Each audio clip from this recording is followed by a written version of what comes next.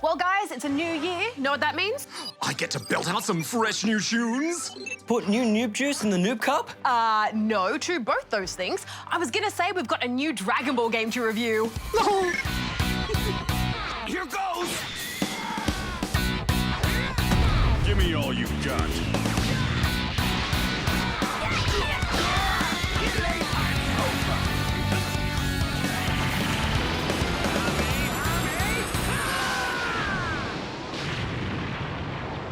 Dragon Ball Z Kakarot is an open-world RPG fighter that covers the main 4 arcs of the anime series Dragon Ball Z, beginning with the arrival of Raditz. What is it? It ain't no meteor!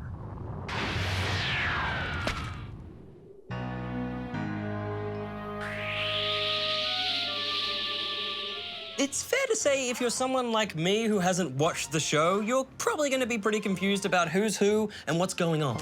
Thankfully, you are given helpful story recaps in loading screens and character relationships and history in the Z Encyclopedia, which does make things a little easier in such a story-heavy game. Well, this is, of course, though, Will, a game for the fans more than an introduction to the anime series. A lot of the story is packaged in such a way that it assumes you know what's happening, skipping over parts that might be considered filler episodes in the show.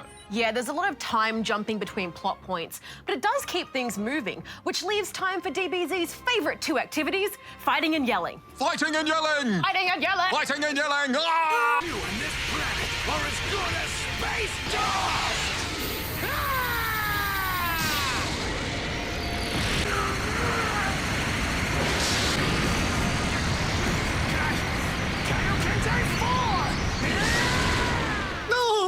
Similar to Dragon Ball Xenoverse, fights are set up like an arena, where you'll be circling, dodging, and zipping around your opponents while trying to land those solid combos of ki blasts and punches.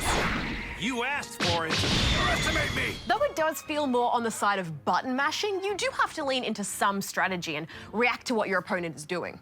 You and your challenger also have access to a set of special moves that can be woven into your basic attacks for extra damage. These do require time to recharge after use, however, so it becomes a balancing act of offensive and defensive attacks, while also finding time to charge your ki meter in between hits. That can be a bit hard, though, when the camera is just whipping around and doesn't know where to look. Hey, no. Stop.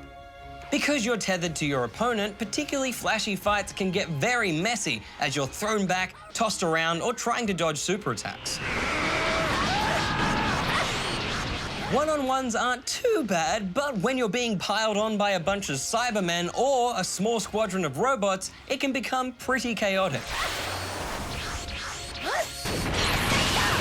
You could say that every encounter is a learning experience as you get to know the patterns of your opponents and how best to avoid them in the future.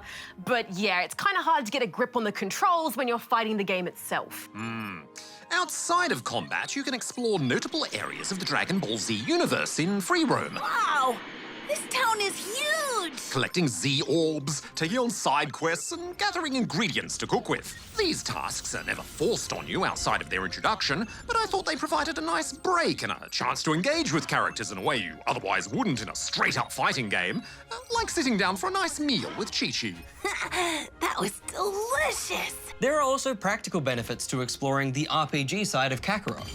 Taking on side quests or defeating roaming enemies earns you XP, and in some cases you'll also gain a soul emblem for your community board. These provide perks to different areas of gameplay, such as the amount of XP you can get from fights or increased bonuses from eating meals. You can also use those Z-orbs you collect to upgrade your abilities in the skill tree. So you're not just running around to kill time. Yes, but aside from upgrading your abilities, you don't really have to do any of those things. The XP you get from story missions is so much greater than what you'll get from these side quests and random battles that it barely makes a difference. Now, I'm all about a good RPG, but here it just felt tacked on and super unnecessary. Isn't it interesting how we can all play the same game and see it so differently? What did you think of it overall, you two? Well, as a newcomer to the franchise, I did feel a little out of my depth story-wise, but its combat is fluid and fun, minus a few technical issues. With a simple enough control scheme and some flashy moves, it's easy to pick up for any skill level. I'm giving Dragon Ball Z Kakarot 4 out of 5 rubber chickens. Kakarot is a very faithful adaptation to the Dragon Ball Z series, and for some, that'll be enough. But as much as I enjoyed getting to throw down with the best of them, the split focus between fighter and RPG meant that, to me, neither was executed as well as it could have been. So I'm giving it 2.5 out of 5 rubber chickens. Kamehameha! Nah,